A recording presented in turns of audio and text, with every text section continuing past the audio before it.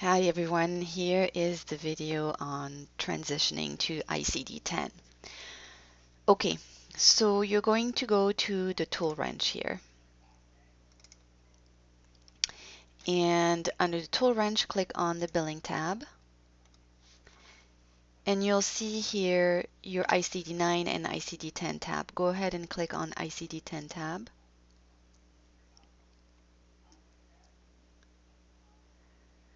As I mentioned in the email, we have a link down here that was a link to a website where you used to be able to convert your codes, but for some reason it seems to no longer convert. You can still access the site, but it's not converting the code. So I found a new site, and that's the link that I've put in the instructions, and this is the site here. So what you're going to do here is you're going to look for the equivalent of your ICD-9 and an ICD-10.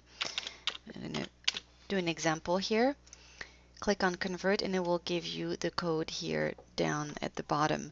So probably what I recommend, and this is of course completely up to you, is to create maybe an Excel spreadsheet with your list of ICD-9 that you're using, and then you can put next to it the equivalent in ICD-10 so that you can have a list in front of you.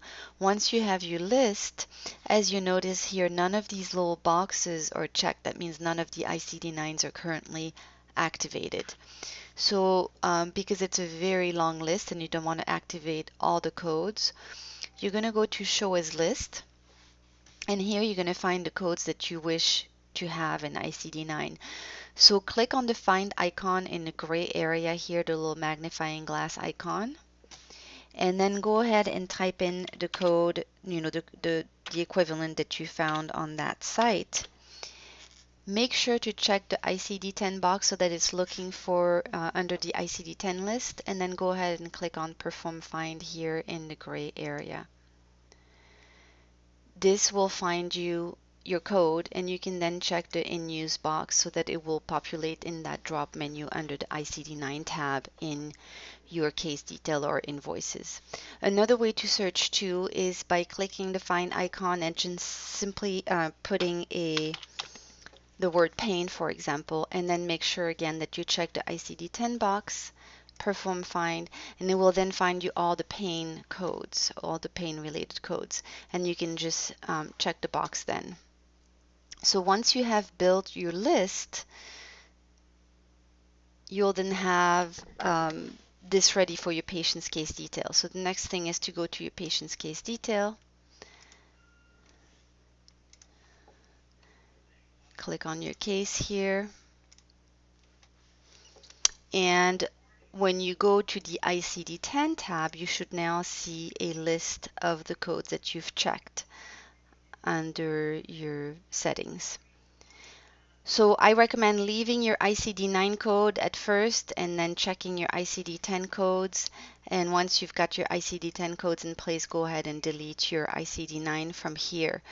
Once all your cases, actually as October 1st comes around, you can go ahead and delete, actually not even delete your ICD-9, but just simply uncheck all the ICD-9 that you have currently checked, and we'll come back to that in a minute.